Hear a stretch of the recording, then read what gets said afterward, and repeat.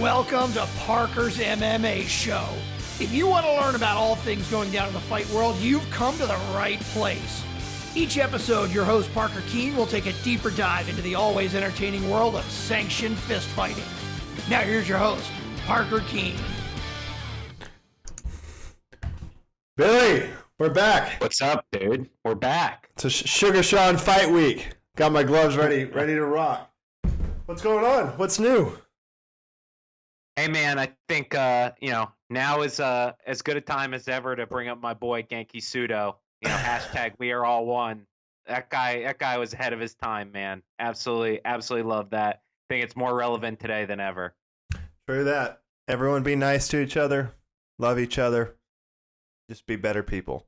All right, that's all we're going to say about that. We're not going to bring it down with the chaos of the world. We're here to talk about fights, and we got a big fight card coming up this weekend, so let's get right into it. This is episode 38, Parker's MMA Show.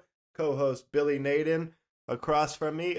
Housekeeping rules, as always. Everyone please like, subscribe, and give us some love.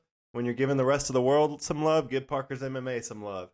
All right. So, Billy, let's get into it. Episode 38, we've got, we're going to cover Tyron Woodley's fight last weekend against Gilbert Burns, UFC Fight Night, the first card back at the Apex. And then we've got a giant card this weekend, UFC 250, with Amanda Nunes taking on Felicia Spencer at the top. And then we're going to do a little bit of John Jones talk, and we'll get out of here. We'll try to keep this to 45 minutes to an hour. We're going to move on through it. Billy, let's get started. So last week, Tyron Woodley versus Gilbert Burns. Gilbert Burns, surging prospect, had just moved up from lightweight and been on a roll at welterweight. Man, he put on a show. The dude put on a show. Yeah, I mean, we both picked Tyron Woodley in that one, and Tyron got absolutely destroyed. I mean, it was not a competitive fight at really any point, in my opinion. I think the tendency here, because Tyron was champion for so long, is to really talk about, how bad he looked. But, I mean, all hats off to Gilbert Burns. I mean, the guy is good everywhere. He's world-class on the ground. He took down Tyron Woodley. He knocked down Tyron Woodley in the first round. I mean, nobody has put on a performance like that against Tyron. I really thought Gilbert looked incredible. Yeah, I mean, from start to finish, he looked incredible. I think he answered a lot of the questions that were lingering out there about where he's at in the elite of the welterweight division. So, yeah, huge night for him. For Tyron Woodley, he's essentially lost 10 dominant rounds in a row in his last two fights. He got completely shut out against Kamaru Usman, lost his belt, makes a return about a year later, and a lot of the same. So for Tyron Woodley, where does he go from here? Yeah, I'd argue he's lost 10 rounds in a row, including 2 of those being 10-8 rounds. And this is coming off what I think is the best performance of his career against Darren Till. So kind of bizarre, honestly. And you start to wonder if, there's the hunger is there, or if he feels like, kind of content with what he's accomplished in his MMA career, which, UFC champion, Strikeforce champion, won everything that you can win. I'd argue he is probably the third best welterweight to ever fight in the UFC, behind GSP and Matt Hughes in terms of accomplishments. I think there's options for Tyron, though, if he wants to keep going. He seemed kind of oddly at peace with the loss, which, never a good sign to me. When you're not upset about losing a fight like that in such a lopsided manner, I think there's a level of fire, there's a level of the chip on your shoulder that you need to be successful in MMA. But my top 3 fights that I would look at for Tyron if he wants to fight again, I mean, the number one that's always going to be there, in my opinion, in terms of having heat, is Tyron Woodley against Colby Covington. I mean, Colby's split from ATT. We haven't seen him since losing to Usman. We don't really know what a Colby Covington that's not at a big training camp looks like. I think, we underestimate kind of the expertise that Dan Lambert could have brought there. And, he gets a chance with someone that has a lot of bad blood against Tyron. I think the Leon Edwards fight is still good to go if Leon still wants that fight.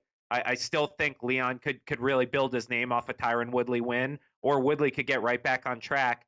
And then the third is kind of a wild card, but it's been booked before, the Robbie Lawler rematch. Obviously, Tyron, knocked him out quickly. Robbie's coming off a couple losses in a row. Tyron's coming off a couple losses in a row. Both absolute legends of the welterweight division. So I think that could be a good fight. But there's other guys in the mix, RDA, Jeff Neal, Michael Chiesa, that all could potentially fight Tyron Woodley next. It would make sense matchmaking wise, and I think it would be a good fight for either guy. Yeah, what worries me is he just doesn't seem there mentally. He seems there physically. I mean, he looks great. He seems like he's got all the tools to do it, but there's something wrong. He just can't pull the trigger. He just doesn't seem like he has that kind of ruthless mental edge. I mean, he got by and defended the title 4 times on viciously knocking people out and being able to go forward, and there's just none of that. It's just like there's no motivation. So I wonder if a fight against Colby, someone he's got a lot of heat with for 3 to 4 years, would be something that would get him motivated. Because the Tyron Woodley I saw against Usman, it looked like it may have been an off night. The Tyron Woodley, when that happens twice in a row, and happening against Gilbert Burns, a guy on the rise that is not a huge name, he just didn't look motivated. So that scares me. I think if you're going to go in there and not be motivated against the world-class fighters in that division, which is one of the best divisions in MMA, that's a dangerous spot to put yourself in.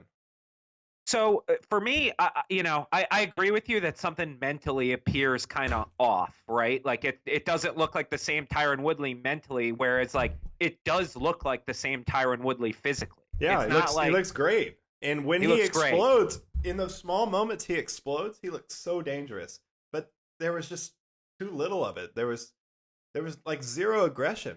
It was let me ask you this very then. Weird. Like, do we think it's, to me, that motivation, if it was like Tyron Woodley doesn't want this anymore, wouldn't that show up in training? Like, wouldn't he show up looking a little puffy, looking a step behind? Like, that's what I would think. I think that's the motivation part. I almost feel like Tyron's getting like stage fright, or when he gets on the big moment, he gets in that cage and he no longer like wants to win the fight. Like, it's almost like the moment gets to him of being in the cage, because he seems motivated. Like, he seems like he's training hard for these fights. Like, that's, to me, shows someone who is motivated to go out there and win. It's just, it doesn't translate on the fight night. That's what's so strange to me. Yeah, it's very bizarre. So I wanted to ask you this. What chance, if any, do you see in Tyron Woodley moving up to middleweight, maybe just shaking it up, moving to a new weight class, a new goal in mind? I honestly, I really do think he has all the skills to compete with the top 5-ish at middleweight. So what are your thoughts on that? I mean, I think, honestly, like, first of all, he's still considered a top 5 welterweight, even after the loss. In the rankings, he's still a top 5 welterweight. There's going to be a lot of guys calling for his name. My thing about him moving up to middleweight, it's not about him being competitive. I don't think middleweight is less competitive than welterweight at the top.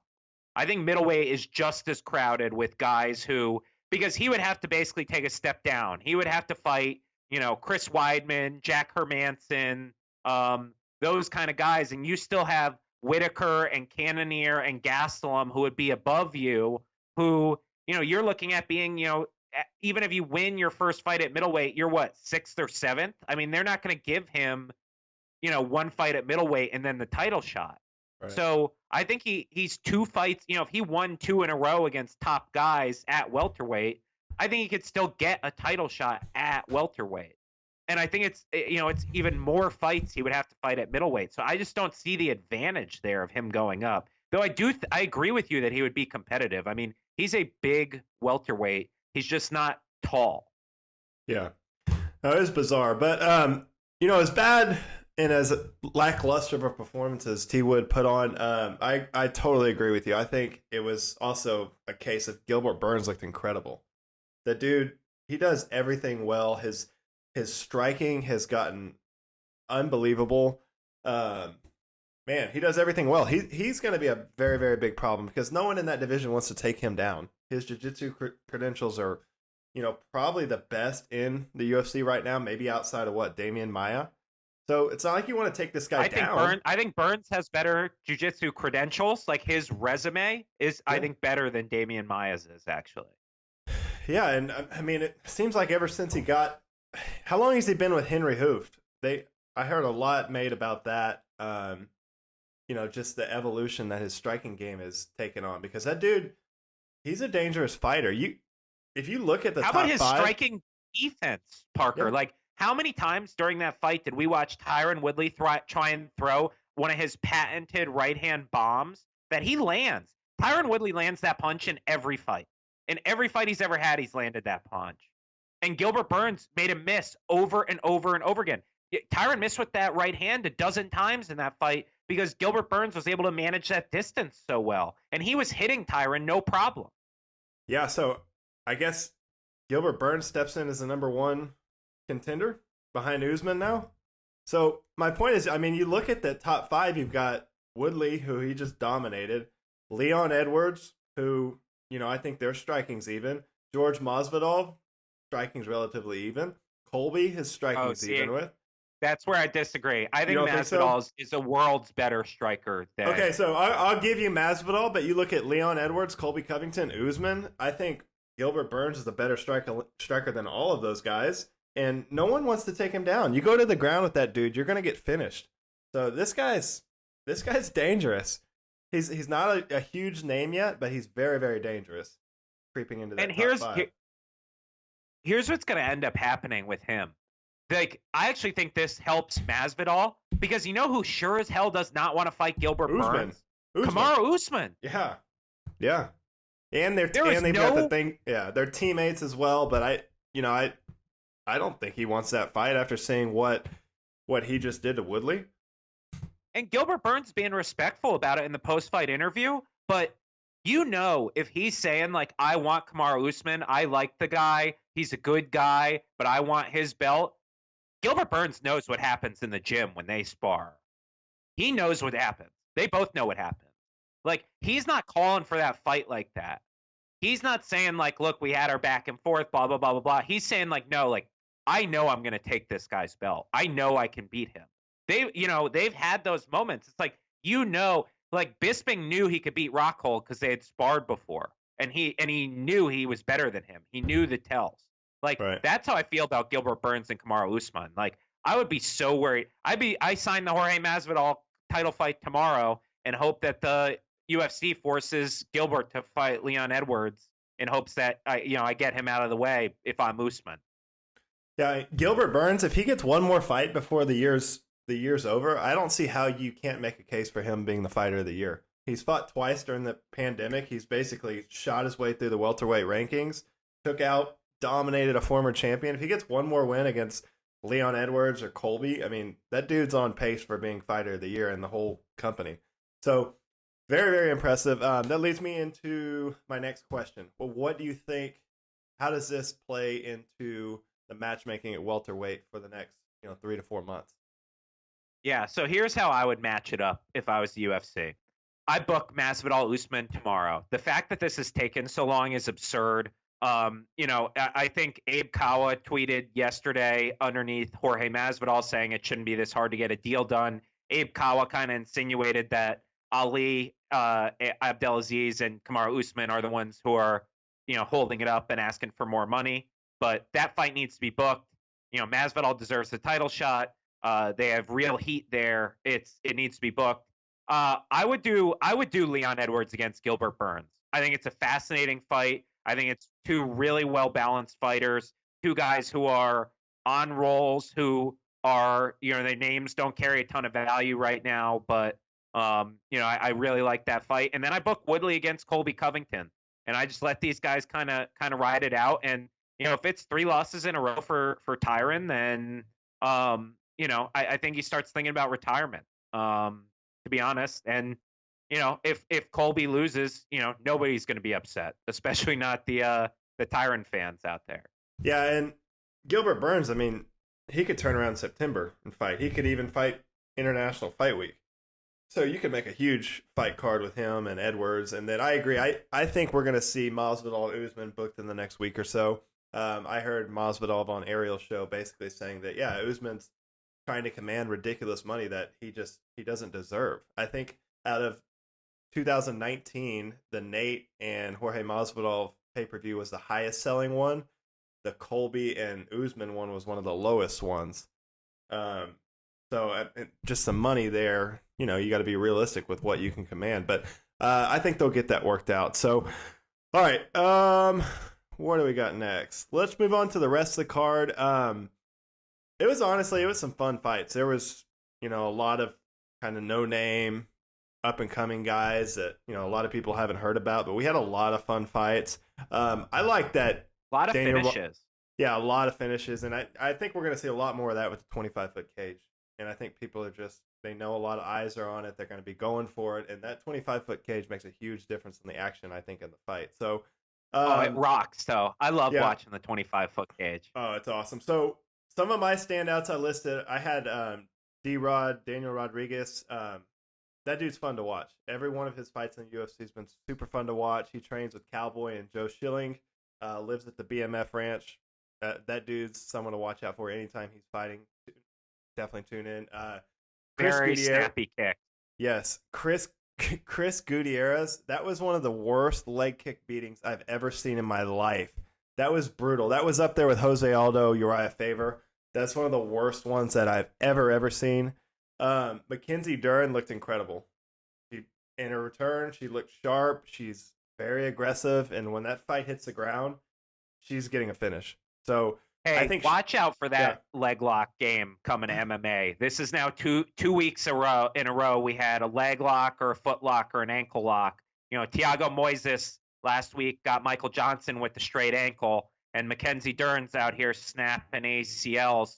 I mean, watch out for this leg lock game starting to come into MMA now because it's kind of taken over jiu-jitsu. A lot of the Danaher guys are, making a lot of money in the jiu-jitsu world using the leg lock, and it hadn't made its way to MMA. This is going to really even the game between the jiu-jitsu guys versus the wrestlers, I think. Yeah, she looked really sharp. I think she kind of made a statement that, hey, she's back in the 115 class, and she's going to be a problem. All right, one of my favorite fights of the night, you had Billy Q taking on Crazy Spike. This is the greatest fight of all time. Crazy Spike may be my new favorite fighter outside of Ion Kuntalaba, but what a fucking freak show fight. That was crazy from start to finish. I don't know why you're calling him Crazy Spike, Parker. He has the best nickname I've ever heard in my life, the Alpha Ginger. That's pretty awesome. Unbelievable. He's got the ginger cornrows, comes out like a bat out of hell, like drop kicks the guy right off the bat. Like, I mean, one of the most ridiculous, just believable 3 rounds I've ever seen. Billy Quarantillo, man, that guy is very good on the ground. Tough.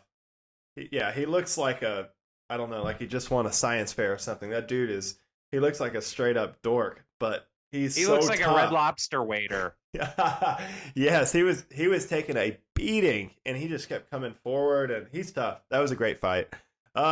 All in all, I thought it was a great fight. I wanted to see how did you compare, the 3 previous Florida events to the first one at the Apex in Nevada?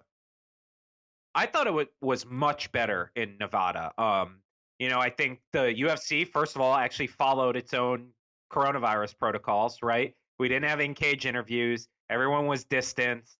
Masks at face-offs, all that kind of thing. So I think at the very least that kind of will quell the media concerns, though. It didn't stop John Oliver from beefing with Dana White this week, but I think they're doing pretty much everything they can with the reasonable amount of risk to these fighters. And I think it just goes much smoother at the Apex. I love the 25-foot cage. I'm so for that for basically every fight. Unless it's like, an Adesanya Silva main event where I just want to see these guys spin all over the cage. Like, I love the 25-foot cage. And then I thought it translated much better to TV in the Apex. I thought they were able to do, it's a TV studio. It's built to do that. It's not built for fans the way the Jacksonville Arena is. So I really appreciated that about the broadcast. I just thought it went much smoother. It was much, kind of easier to watch, easier on the eyes, in my opinion. Yeah, I think they're in their groove now. This will be their 5th event, really their 6th event if you count Brasilia. But I think they've kind of worked through the kinks. They're gonna have it figured out with Nevada. I think Nevada's gonna make sure they do it, the right way. And then I totally agree with you. I think the presentation and everything was it was a lot more intimate, and I enjoyed it. I really thought it was awesome. I'm really looking forward to this week's card. So let's get into this week's card. UFC 250.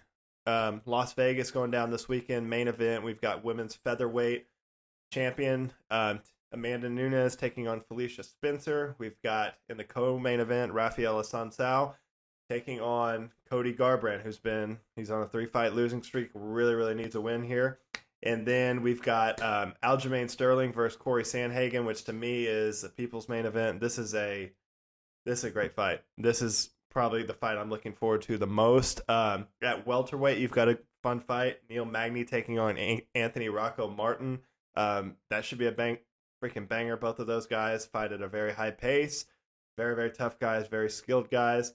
And then the Sugar Show's back. Suga Sean O Malley coming back, opening up the main card, taking on former WEC champion Eddie Wineland. Really, really excited for that. So the main card is absolutely stacked. I love that main card, and let's get right into it. So in the main event, we've got Amanda Nunes, who's now on a 10-fight winning streak, taking on Felicia Spencer. Felicia Spencer was a former Invicta 145 champ. Her really only pro loss is to Chris Cyborg. Tough fighter. What are your initial thoughts on this fight? Yeah, I think Felicia is really game, actually. I think she is absolutely the number one contender at 145.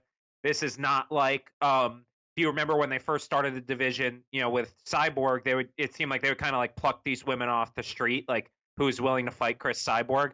Felicia Spencer has earned her position here. And from a fighting standpoint, she's earned that position because she's a phenomenal wrestler. She's a true 145 pounder. She uses her weight. She has great takedowns. She gets fights to the ground, and she uses her ground and pound to finish fights, or she gets submissions after she's softened up her opponent a bit. If she's going to win this fight, it's going to be on the ground. She has to get this fight to the ground. On the flip side, if Amanda's going to win this fight, it has to be about the striking. Amanda is a world's better striker than Felicia. Felicia's a bit of a brawler. She throws some, winging hooks. She tries to get inside. She basically uses her boxing to set up her wrestling. Not a big kicker. We know Amanda Nunes is among the best Muay Thai practitioners of any female fighter ever. So for her to win this, I mean, she's really got to beat up Felicia on the feet and kind of keep it there, because I think just the weight and the top pressure of Felicia Spencer, I think if she gets a takedown early, she'll be able to hold Amanda down for at least a round if she's able to do that. Yeah, I agree. I see this fight going into the later rounds. I think Felicia Spencer's super tough. I agree with you. I think she's going to use her grappling. She's going to try to maybe get Amanda up against the fence, make it kind of a dirty fight, not give her the space to strike. But at the end of the day, I've said this a million times. I don't think anyone is touching Amanda Nunes right now, period. Unless Henry Cejudo comes out and fights her. I don't see anyone touching her. I think it's going to be a tough fight. She had a tough fight in her last fight against Jermaine GDR. Jermaine Durandame. Yeah, that got a little deep, and I mean, you saw Amanda has what it takes to pull through and get the W, but I think she's going to get a finish here. I'm going with Amanda third round TKO finish. I think Felicia will weather the early storm, but I think it's going to be too much with her striking. Yeah, look, if Amanda Nunes ends up knocking out Felicia Spencer, I won't be surprised. I'm gonna take Amanda by decision here. I think Felicia's tough as nails. I think she has taken some real, if you go back and watch the Cyborg fight, I mean, she takes an absolute beating from Cyborg and just keeps coming forward. And I think she'll be able to use her grappling more against Amanda than she did against Cyborg. Amanda's not as big as Cyborg. Not that Amanda doesn't have amazing grappling and takedown defense and all that. But I think Felicia will get a takedown in this fight. And I just see Amanda winning by decision. But I hope this is at least a showcase for Felicia Spencer, because she is a really tough fighter. She's a really deserving fighter, and it's tough to see someone come up against such a dominant champion who's so good and kind of be like labeled as a can, or just kind of a walkover opponent, when Felicia Spencer's decidedly not that type of fighter. Yeah, no, I agree. So, all right, so we're both going with Amanda. What do you think's next for Amanda after this fight? Ooh, I think I think they put Amanda on the shelf for at least a little bit, after this fight, and you have to let some of the things sort themselves out at 135. I think like that GDR Holly Holm generation of fighter, kind of got to fight the Aspen Lads of the world, and I know GDR already fought her. I'd like to see Lad fight Holly Holm, and just see if there's a younger generation of bantamweight that can come through, or you give the old veterans another crack at it. I mean, Amanda's cleared out the division in 2 divisions. There's not a whole lot of options left at this point. And there's nowhere for her to go up unless you're gonna, put her in the PFL tournament or something. Yeah, Kayla Harrison or a rematch with Cyborg. I kind of think Megan Anderson will be next. But outside of that, I agree. I think you got to kind of let those 2 divisions play themselves out, see if anyone rises to the top, and then try to sell another Amanda fight. Because if she goes in here and just starches Felicia Spencer, sorry. Yeah, I mean, I'm not clamoring for her to fight any of these other girls right away. So, all right, we both got Amanda. Let's move on. The co-main event, we've got Cody No Love, Garbrandt making his return against Asuncao. This is very similar to how I saw Tyron Woodley last week. Even worse. I mean, Cody he's a young guy, still he's 28 years old, former champion. His performance against Dominic Cruz was probably one of the top 10 performances I've ever seen live. I'd put that up there with like Conor versus Eddie Alvarez. There was just something special about him in that fight. And since then, we haven't seen it. He's got reckless in all of his fights. And honestly, almost all 3 of the fights, I thought at stages he was winning the fight and dominating the fight and hurt his opponent. But he just got dumb and got reckless and rushed in and got finished in all 3 of those fights, twice against TJ and one against Pedro Munoz. So Cody's kind of worked himself into a pretty big hole here. This is a giant crossroads fight for Cody. What do you think? Yeah, I agree with you. I mean, it's funny, like Cody really and Aaron Pico are kind of on similar trajectories for me.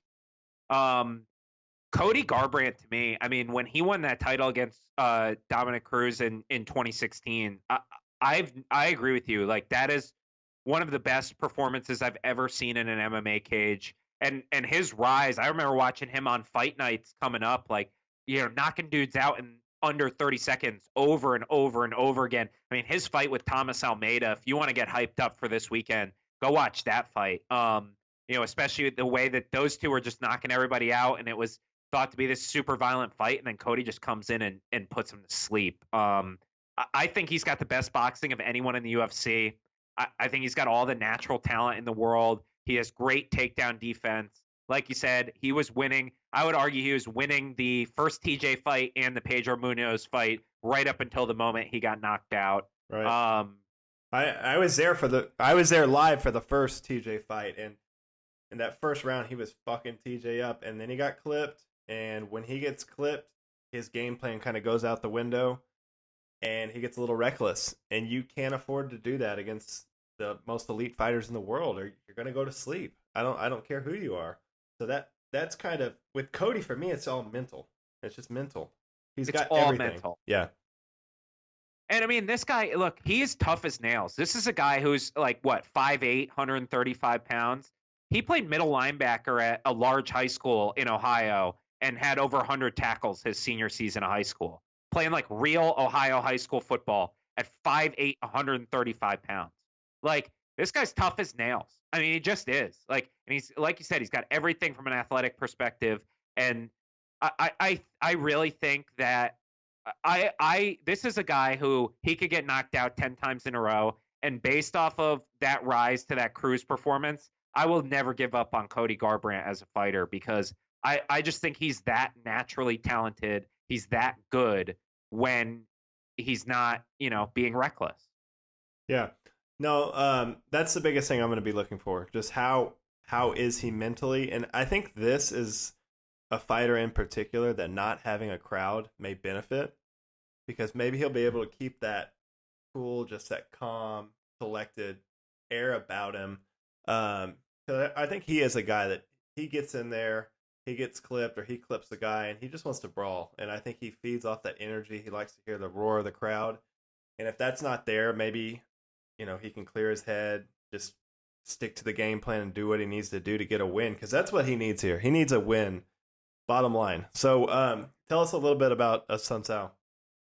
That's what's hard, right? Is a Sun Sao is almost this master at frustrating his opponent. He's kind of this jack of all trades, master of none. He's not like he doesn't have one skill that's so much better than all the others. But he's really crisp Muay Thai. He's good on the ground. He has good wrestling.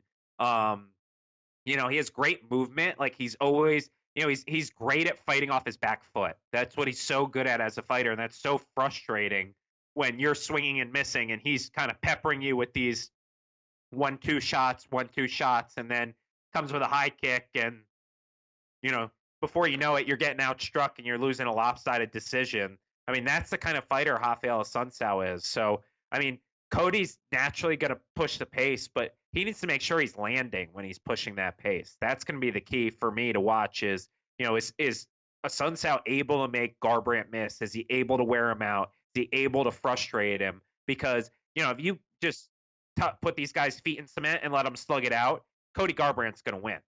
But if Rafael Sun Sao can move around and wear him out and really, kind of piss him off in there, a Sun Sao I could see coming away with, an easy 30-27 decision with Cody just kind of wondering what happened. Yeah. All right. So prediction, I'm going to go with Cody. I think he's going to come in there. He's had a long layoff, had a lot of time to sort it out, make changes to his game. And like I said at the top, he's still a young dude. I mean, he's only 28 years old. He's got another, 4 to 5 years in this division at world-class level of fighting. So I think he's just a guy. He's got, like you say, he's got all the talent, but he's got a long way to go, especially in the mental aspect of this game. So I'm going to be looking for him to make a big statement. There's going to be a lot of eyes on this. If he comes back and gets one big knockout, on this huge pay-per-view, he's just got that natural star power that I honestly think, and it would be criminal, but if Cory Sandhagen and Aljamain Sterling go in there and have a boring fight, and Cody Garbrandt goes in there and absolutely starches the Sun Sao in the first round, I could totally see them. Don't say this. I swear to God, I could totally see them throwing Cody right back in Parker. the title mix. Billy, I'm telling you. Parker, they can use don't do this to us. All right. We'll take it easy tonight, but I'm telling you, it could happen. At 125 or 135, if he goes in here and just starches the Sun Sao, he's going to be right back in the title mix. If Jose Aldo's getting a title fight, they could talk me into Cody Garbrandt getting a title fight. I like Cody Garbrandt to win this fight. I would pick him as one of my best bets. If you had a few dollars that you never wanted to see again, I would put it down on Mr. Cody Garbrandt. And I'm going to take him by second round KO, but I think he gets on that mic afterwards and he calls for a 125-pound title shot after the Figueiredo Benavidez fight, and I think he gets it. That's a smart play right there, because 135 right now is murderer's row. If Cody could really make 125, I said this a couple weeks ago, he could run that division. Here, Cody Garbrandt, I know you listen to this podcast. I know you're number one fan of Parker's MMA show. Here's what you do. You knock out Rafael Sun Sao on Saturday night. You get on that mic. You say, I'm in Vegas We could go to the UFC PI right now, right after this, and you can see that I can make 125 safely. Call the doctor because I'm getting the UFC title shot at the flyweight division. Thanks a lot, Dana. 50 G's, baby. Hang up the mic. That's it. Yeah. That's it. That's the call. You're in Las Vegas. If there's any question from the UFC, can Cody Garbrandt make this weight? Bring him to the PI. You have all the technology there. You have all your doctors there. You know exactly how much he has to weigh and what the makeup of his body has to be for him to make that weight safely. So bring him in, get it done, and then say the winner of the Benavidez-Figueiredo fight is going to fight Cody Garbrandt for the flyweight title. Make flyweight great again. Yeah, and he's someone that could totally carry that division. 100%. It is the fighter you need at flyweight to make people care about that weight class. Yeah, absolutely. So huge weekend for Cody here. All right, let's move on. This is, I think both of us share the opinion. This is a fight I'm most looking forward to on this card. Cory Sandhagen, rising star. I think that dude's got a lot of upside. I explain him. I think he's a cross between John Jones and Dominic Cruz. That's how highly I think of him. And then Aljamain Sterling, Matt Serra, Ray Longo guy. He's been on a nice run, 4-0 in his last 4. Stylistically, this is a really fun fight. So jump into it. You talk a little bit about Aljo, and then I'll talk about Cory. Yeah, I think the thing that Aljo, what he really has going for him, he's so long for that bantamweight division. So his kicks and his straight punches are really effective in these fights at keeping guys at distance. And then on top of that, he's got, Matt Serra, Ray Longo. I believe he's a brown belt in jiu-jitsu and, collegiate wrestling. So, he's a very well-rounded guy at this point, but his body type is so perfect for a lot of these choke submissions or, he hit the Suloev stretch in Dallas. But he's so good at that. He's kind of crafty submissions for long limb people. But, his kicks and his straight punches are also really stellar. I mean, this is also a guy who, the only guy who's really, definitively beat him, on this kind of run that he's been having is Marlon Moraes. And it was because Aljo had a lazy shot and Moraes was going to throw a kick, but, got stopped. Aljo basically ran his face right into his knee and got knocked out. So, as long as he doesn't make mistakes, it's hard to see anybody beating Aljamain Sterling at this point. Yeah, and for Cory Sandhagen, I think he's just kind of he's the next generation of MMA fighter. He's a guy that's been in the gym. I think he's been at Team Elevation since he was like 16 years old. I think he came off the high school basketball team and basically just been training MMA since then. So, he's got a very unique striking style. It's kind of a mix of Tony Ferguson, John Jones, Dominic Cruz. It's very awkward, very hard to pin down. And the dude's, he's hard to finish. We saw him, what was that fight he got? He got in a deep, I think it was an arm bar and just fought it off for like 3 minutes and then eventually got out of it and just beat the guy to death. That was I forget crazy. Who he fought, but the fight I think is so definitive for Cory Sandhagen is the John Lineker fight. Yeah. That's what I think really showcases like what Cory Sandhagen is so good at. He's impossible to hit. He's impossible to hit. Yeah. No, he's very good. I think this matchup stylistically is very interesting. I heard Cory on an interview today saying that, he's not going to be staggered by Aljo's, kind of weird, funky movements. He's, has a lifetime of kickboxing experience. He was a national and world champion in kickboxing organizations. So he's seen, weird, unorthodox strikers. And there's something about Cory Sandhagen. I think he's kind of on a different level mentally. You hear him talk and the way he thinks about fighting and life and stuff. I don't know. There's something about that guy that I think he's 1 or 2 fights away from becoming a big name, and he's going to be really fun to watch for the next 4 to 5 years. So this is a very, very close fight. I don't think we're going to get a finish. I think it's going to be back and forth, 2 rounds to 1 or, split decision. But I'm going to take Cory Sandhagen. I think he's going to emerge out of this. It's going to be a very, very close decision, but I've got him winning by decision. Yeah, I tend to agree with you. in terms of this being a very close fight. I also think it's going to be a pretty technical fight. I don't think this is going to be like your back and forth brawl. I don't think this is going to be like, the fight that the casual fans watching the pay-per-view will say like, oh my God, that was so awesome. I think this is really a chess match between two guys who are really smart, thoughtful martial artists. I mean, the way you talk about Sandhagen, I think Aljo is a lot the same way, the way he thinks about martial arts and the way he's thought about kind of developing his career. I think both of these guys are, really tactical fighters who, like you said, it's going to be a close fight. I'm going to take Aljo by decision. I don't have a great grip on who I think is going to win. If I had to pick, Aljo against any random opponent or Cory Sandhagen against any random opponent, I take Aljo at this point. But like you said, really close fight. There's a lot to like about both guys. They're really smart guys. And, I would not be surprised, honestly, if we saw this again with a lot higher stakes on the line. Down the road. Sometime in the future.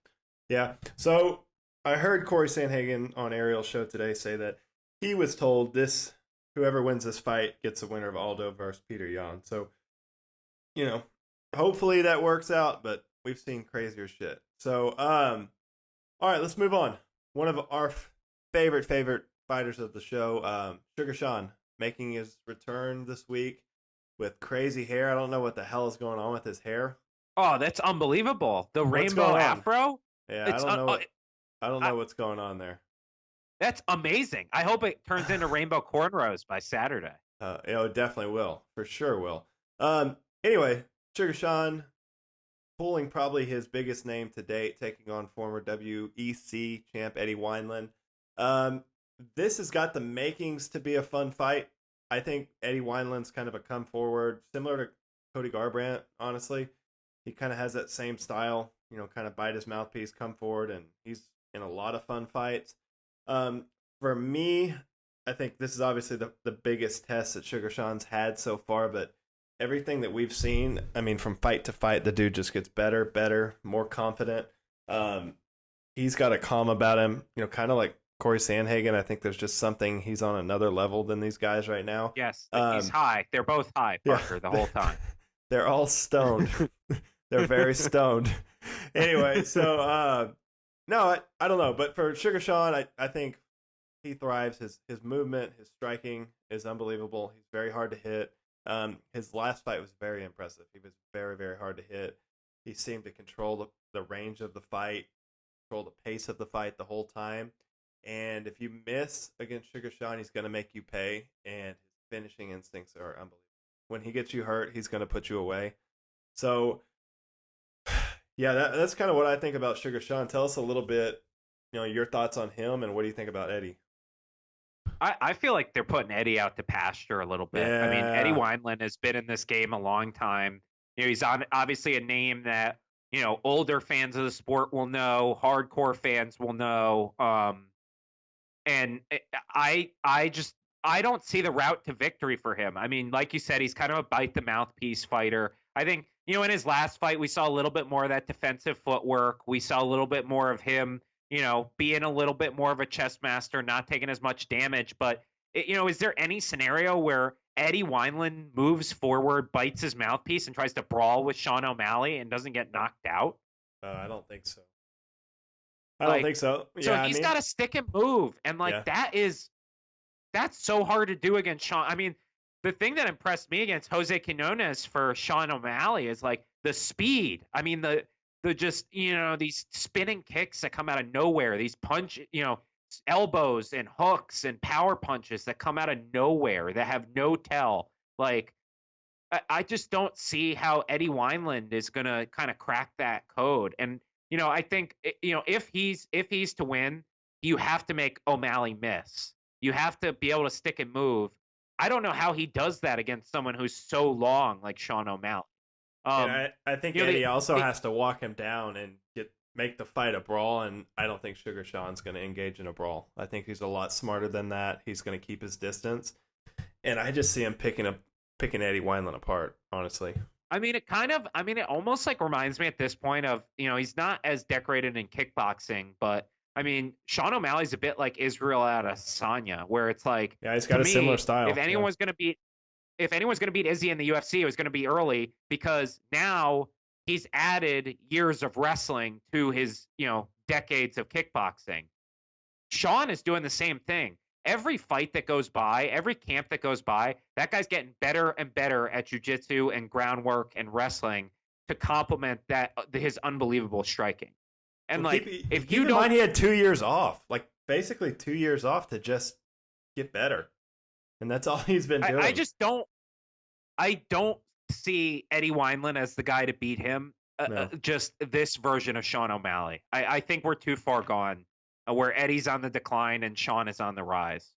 Yeah, it's a good fight to get introduce Sean to the top 10, because I think after this fight, I mean, he's in the top 10. Let me look at the rankings real quick.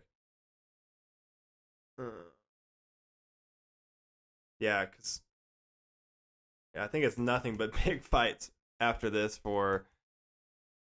Yeah, you've got, starting at 10, we've got Assunção, then you've got Dominic Cruz, Cody Garbrandt, Munoz, Sandhagen, Aljamain Sterling, Peter Yan, Jose Aldo, Marlon Moraes, and King Henry. So, I mean, maybe one more fight, and then he's thrown in there with the Wolves. Suga Sean's currently ranked at number 20. So, yeah, this is a big spot for him and a big stage.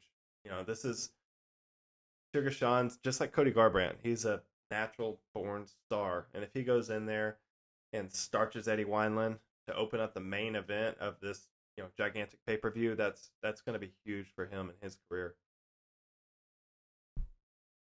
All right, so that is UFC 250 going down this weekend, Saturday at the Apex. I'm excited. Billy, anything you want to add to UFC 250? No, I think the main event is not probably not the matchup that makes your hair tickle and things like that, but the card is surprisingly deep. There's a lot of great guys. Shout out to Alonzo Menafield fighting on this, local guy, Dallas. So it's really got a lot of intriguing matchups top to bottom, even if it doesn't have that one fight that pops out at you. So I'm pretty excited to watch this card. Yeah, no, absolutely. All right. We got one more topic to cover, and then we will get out of here. It'll be a relatively short week for us. But Jon Jones, Dana White going to war against each other. Yeah, it got pretty ugly over the last week. Jon Jones basically said, giving up his belt, he's moving on. He wants to be released from his contract. Very similar in my eyes to kind of what went on with Henry Cejudo. Bottom line, guys are really, really good, and they don't think they're getting what they're worth. So, break us down kind of the timeline of what's been going on over the last week and kind of where we're at right now.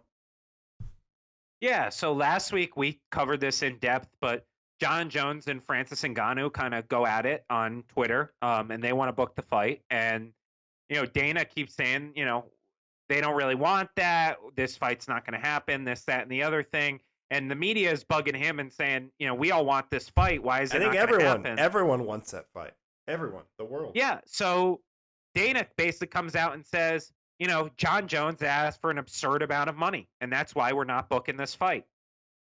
Jon comes out and says, I haven't asked for a single dollar amount. I have not asked for a specific dollar amount. Dana's lying. Dana comes out and says, I have the text messages to prove that Jon Jones wanted Deontay Wilder money.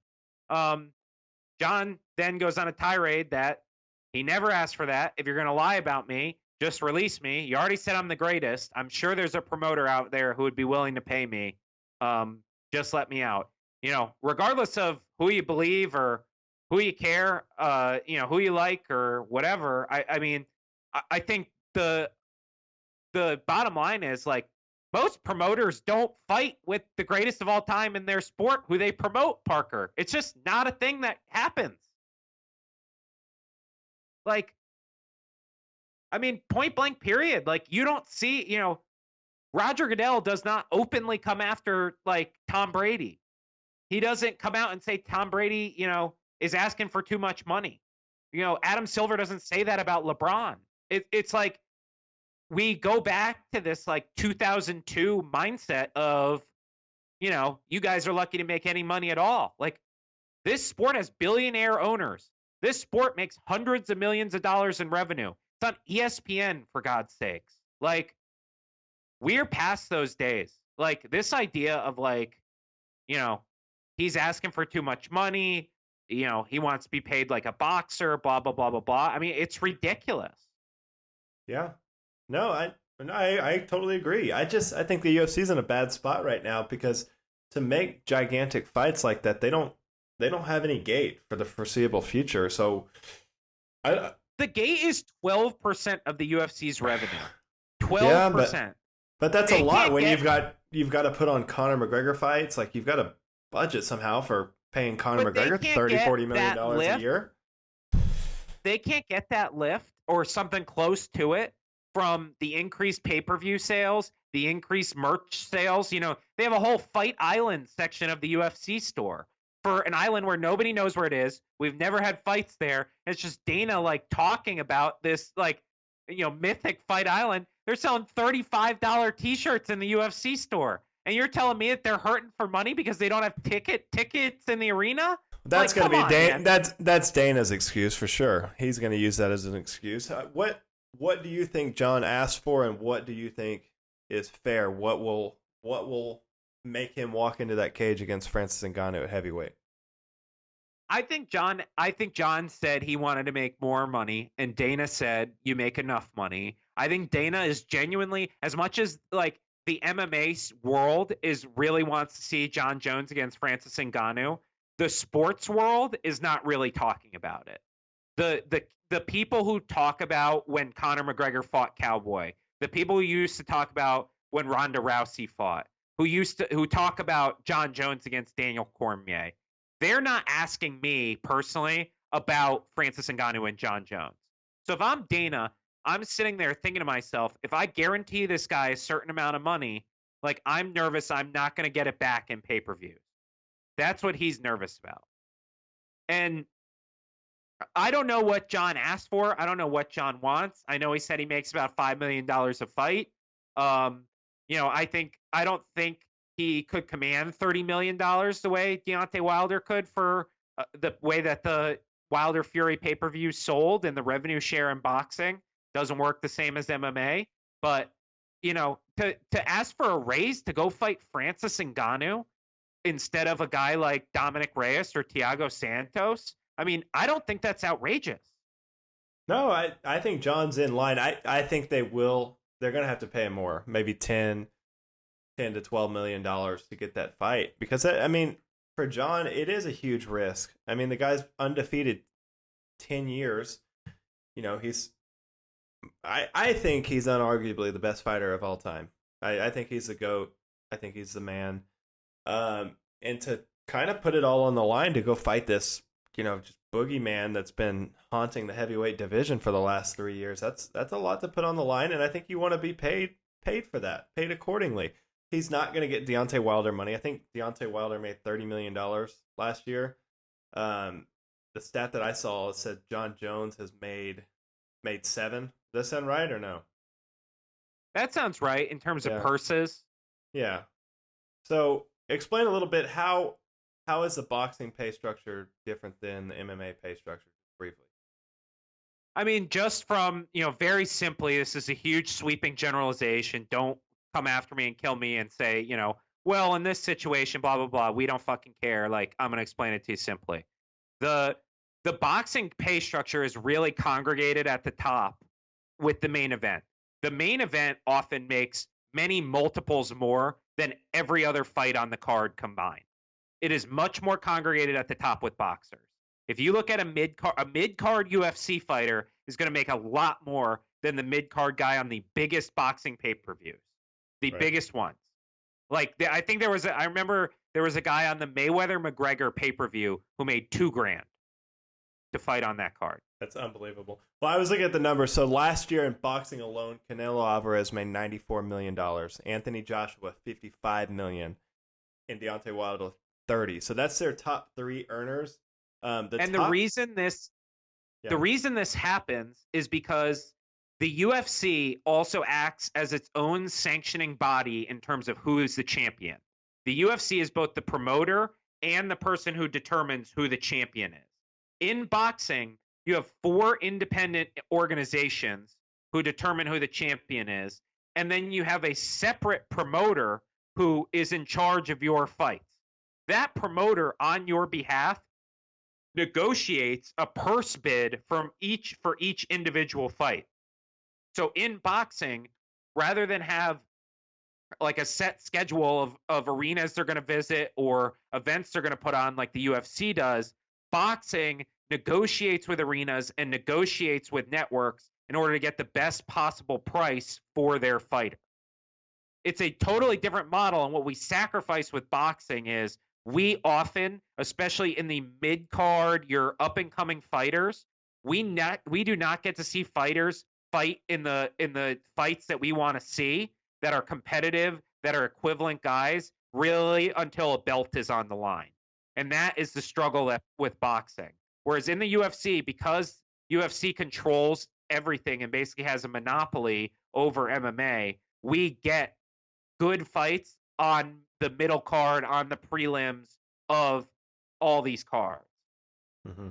So what, if anything, down the road could be done to provide better pay to the MMA elite? Your John Jones, your Khabibs, your Amanda Nunes is, compared to the elites of boxing, because the pay gap between the top 5 boxers in the world and the top 5 MMA fighters in the world outside of Conor McGregor is astronomical. The difference. We need the Ali Act in MMA. So what the Ali Act basically says is the promoter does not determine the champion. Like, you are allowed to be part of a promoter. You control your career. It allows you to get, these purse bids that I described. Whereas now in MMA, you have no cross-promotional fights unless the promotions agree. You don't have champion versus champion. You don't have any independent body ranking MMA fighters determine who is objectively the champion regardless of promoter. If we get the Ali Act in MMA, it's a step towards having that independent governing body that would allow people to both regard themselves as legitimate world champions in mixed martial arts and also get the fair bargaining power in the marketplace to get the fights that they want and get the purses that they want. Okay. How, if at all, does this situation compare to what we think's going on with King Henry? I think it's kind of similar in the sense that they're both using retirement as a bargaining chip for more money. Right. The difference is John is saying, like, I want to go up. I want to take on the challenge that everyone's clamoring for. I want to give the UFC this big money fight. And you guys are the ones who are holding it back because you don't want to pay fair value for the risk that I'm taking with my health and my career. What Henry is doing is basically saying, I think I should be a bigger star than you're making me out to be. Mm-hmm. And so I'm not going to get paid what I want to get paid to step in this cage. I'm going to move on with my life. So it's different motivations, but the same tactic to accomplish the same goal. Well, what I will say is the bottom line is John Jones has a proven track record. I mean, he's been one of the top UFC earners for the last decade. King Henry's really came to the fold in the last 2 years. So I think there's a difference there. And just, you look at their track record over time. John Jones, to me, completely deserves it, especially if he's going to move up and take a just dangerous fight. I mean, this cement, if John goes in there and finishes Francis, I think there's no one that's ever going to touch him in regards to, who is the GOAT in MMA. That's like mythical shit if he goes in there and puts away Francis Ngannou. Here's the thing. If he finishes Ngannou or beats Ngannou, no one is ever going to get to that point where they were a 205-pounder who took out the scariest man in the world. Right. Like, the people who you imagine beating Francis Ngannou are all heavyweights. Right. So they can't have the legacy that John had. It's almost like an impossible set of circumstances that no one would be able to overcome. Yeah, I think personally for John, in his mind, I think he's got 3 to 4 fights left, and he wants them all to be gigantic money fights. For me, I'm looking at him fighting Francis.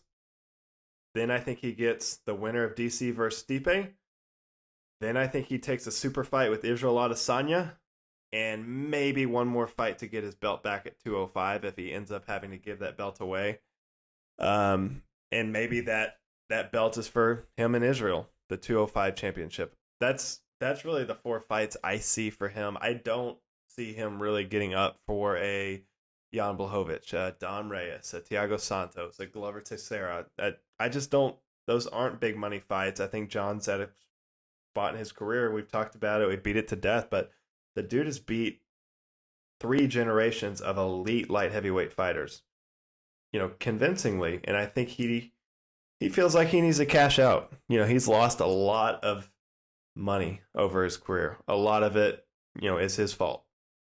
The bottom line, he's lost money in sponsorships. He's lost big fights because he, didn't have his private life in order. So I think he sees the next 3 to 4 years as his shot at redemption to make a shitload of money.